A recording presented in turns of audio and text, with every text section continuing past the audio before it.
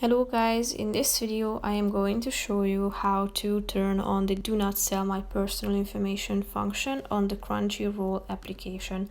But first I just want to mention, don't forget to subscribe to my channel because at 10,000 subscribers I am going to show you my whole YouTube revenue statistics and growth strategy, how to make money online. So let's jump into it.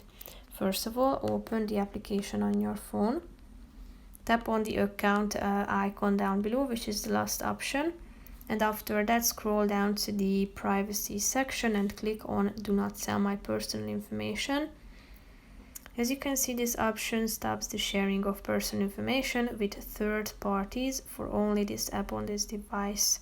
So click on this button next to the do not sell my personal information section and you will turn on this function automatically.